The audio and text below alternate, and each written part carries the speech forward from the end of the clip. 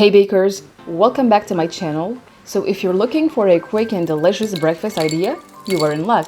I have for you an easy vegan granola recipe that is very simple and definitely yummy. This can be served as a breakfast, of course, or as an afternoon snack if you prefer. Are you ready for the recipe? Let's start. So to make the granola, you will need 95 grams of quick oats, 30 grams of coconut powder or shredded coconut, 70 grams grilled cashews. Walnuts could also be a good substitute here. We stir these ingredients together until they are well mixed, and then we want to set that aside and make the syrup. So for the syrup, we need 40 grams of maple syrup, 15 grams of any vegetable oil of your liking, 20 grams of brown sugar to adding some consistency, and finally, we want to add some salt to enhance the overall flavor. We want to bring the mixture to a boil while stirring continuously using a spoon or a spatula. And then we want to pour it in a container to stop it from cooking still. Be careful, you need a container that is heat-proof to avoid from cracking here.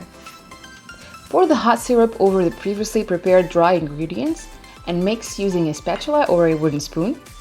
You want to cover all the dry ingredients with some syrup, so make sure you mix well. Otherwise, you will end up with unsweetened chunks in your granola. Once that's done, you can spread some parchment paper on your favorite baking tray. Then make sure to spread the granola on the tray evenly so it bakes well. Preheat the oven at 120 C and bake for an hour and 20 minutes. The idea here is to bake the granola on a lower temperature for a longer period of time. You can give it a stir every 20 minutes or so. This actually helps to have an evenly baked granola on both sides. You can also remove the tray from the oven to stir danger-free.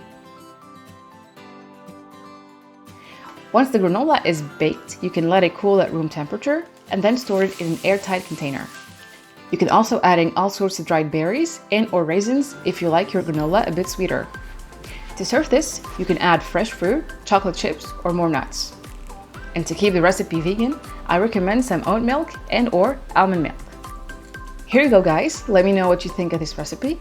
If you want to be the first to see my next videos, go ahead and hit the subscribe button. See you next week, and as always, bon appetit!